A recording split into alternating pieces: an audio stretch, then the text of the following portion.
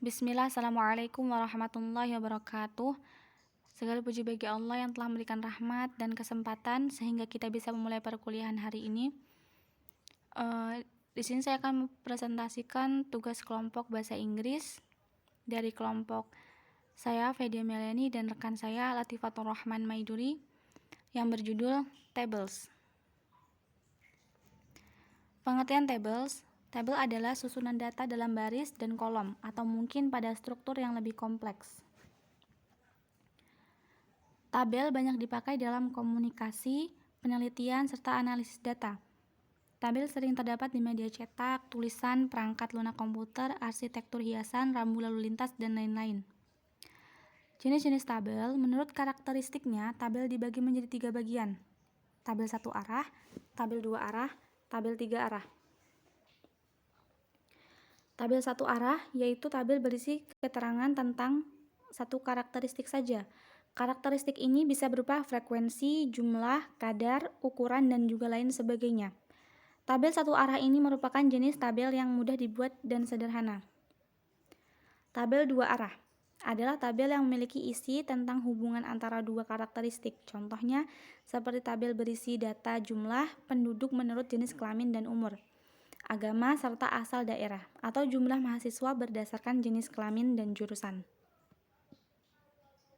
Tabel 3 arah adalah tabel yang memiliki isi hubungan antara 3 karakteristik atau 3 hal seperti data penduduk yang berdasarkan kecamatan, jenis kelamin dan umur, atau data mahasiswa berdasarkan jenis kelamin, jurusan, dan asal daerah. Fungsi tabel memberikan informasi yang ringkas dan padat. Fungsi tabel yang pertama adalah tabel digunakan untuk menjelaskan suatu fakta atau informasi secara singkat dan lebih menarik daripada dengan menggunakan kata-kata. Selain itu, tabel juga memiliki fungsi yaitu untuk mendukung para penulis menyampaikan berbagai ide atau gagasan, sehingga dapat memengaruhi dan juga meyakinkan para pembaca. Yang kedua, memudahkan pembaca. Fungsi tabel yang selanjutnya adalah tabel dapat memberikan kemudahan bagi para pembacanya karena data yang disajikan di dalam tabel tersebut telah disusun secara sistematis sehingga lebih mudah untuk dapat dimengerti. Selain itu, tabel juga dapat memberikan informasi secara mendetail mengenai adanya perubahan. Yang ketiga, mengeneralisasikan komunikasi. Fungsi selanjutnya dari tabel yaitu adalah sebagai alat komunikasi yang mana tabel tersebut akan memungkinkan suatu bentuk generalisasi informasi dan berbagai jenis konteks sosial atau ilmiah yang tidak terbatas. Hal ini akhirnya membuat tabel menyediakan cara yang lebih akrab untuk dapat menyampaikan informasi yang mungkin tidak jelas agar pembaca lebih dapat memahami informasi di dalam tabel dengan mudah. Yang keempat, menjelaskan fakta. Terakhir, tabel memiliki fungsi untuk menjelaskan fakta. Di dalam tabel biasanya tercantum data dalam bentuk informasi yang didapatkan dari penelitian, dari sumber, dan lain sebagainya. Yang tentu saja data dan informasi di dalam tabel tersebut mampu mempertanggungjawabkan. Sekarang ciri-ciri tabel. Tabel berisi sebuah informasi yang mengenai berbagai topik yang sama atau biasanya berisi catatan data yang sudah diperiksa sebelumnya.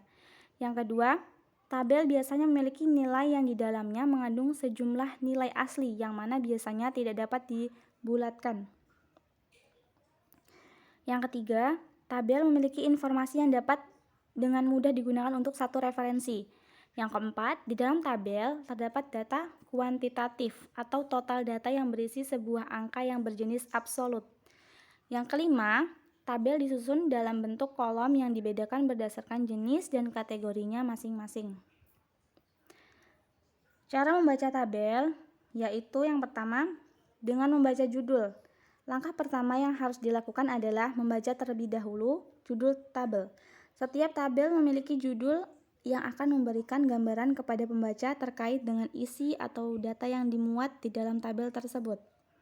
Yang kedua, membaca keterangan.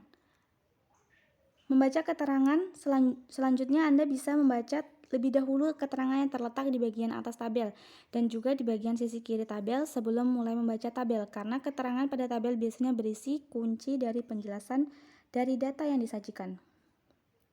Yang ketiga, mengajukan pertanyaan.